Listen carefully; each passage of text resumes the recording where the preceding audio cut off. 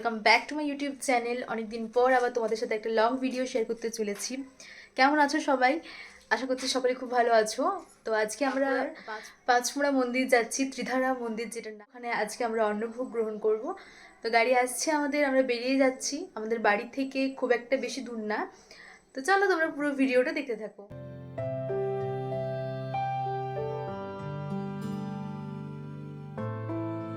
বাড়ির সবাই মিলে আজকে যাচ্ছি মন্দির দর্শনে।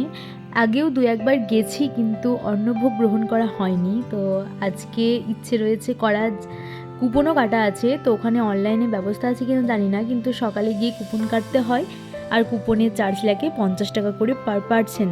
এটা হচ্ছে মন্দিরের বাইরের অংশটা। চলো এরপর ভেতরে ঢুকে মন্দিরটা দেখি। এই যে এটা হচ্ছে পাঁচমুড়ার ত্রিধারা মিলন মন্দির। মন্দিরে ঢোকার আগে দেখলাম এখানটা নতুন করে তৈরি হয়েছে, আগে কিন্তু এটা দেখিনি।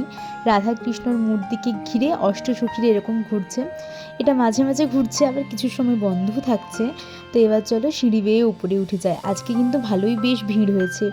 সামনেই মন্দিরে রয়েছে একটা তুলসী মঞ্চ, সেখানে প্রণাম করে উপরে উঠে গেলাম রাধা কৃষ্ণর মূর্তি দর্শনের জন্য। তোমাদেরকেও দেখাবো।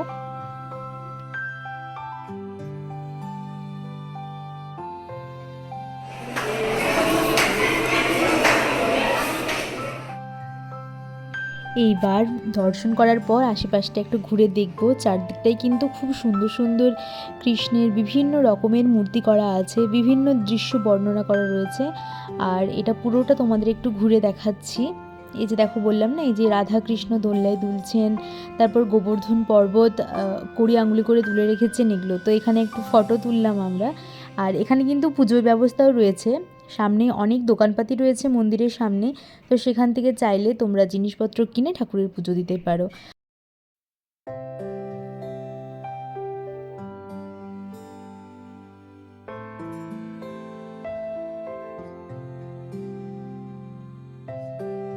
তো আমরা তো জানতাম না এখানে পুজোর ব্যবস্থা হয়েছে বলে। শোভন গিয়েছিল ঠাকুরের জন্য একটু মিষ্টি আনতে আর ধূপ নিয়ে আসতে। তো মা সেটা নিয়ে যাচ্ছে পুজো দিতে।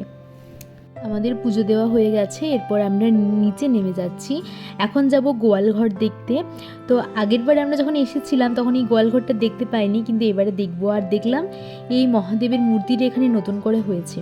মহাদেবের মূর্তির ঠিক পিছনেই হচ্ছে এই গোয়ালঘরটা। অনেকে এসে এটা খুঁজে পায় না যে কোন দিকে আছে এটা। আমরা জিজ্ঞেস করে পর এখানটাতে এলাম। এখানটায় অনেক গরু বাঁধা রয়েছে, তোমরা ভেতরে ঢুকে চাইলে দেখতে পারো, কিন্তু জুতো খুলে তোমাদের যেতে হবে।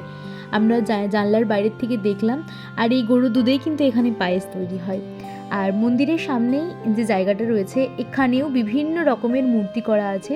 ওই কৃষ্ণ ঠাকুরের সব নাম প্রচার হচ্ছে, সুদামা, তাদের সব রূপ বর্ণনা রয়েছে এখানে। আর এখানটাতেই হচ্ছে আরতি।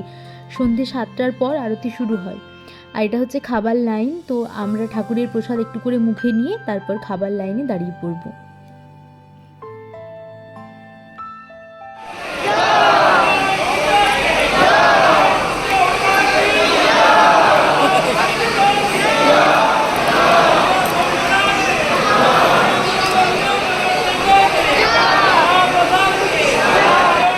এই খাবার জায়গাটা কিন্তু অনেক বড়, একসাথে প্রায় অনেক মানুষ বসে রয়েছে, চেয়ার টেবিলে খাবার ব্যবস্থা রয়েছে।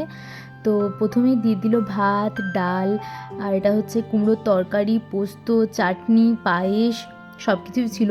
তো সবটা ভিডিও করতে পারিনি।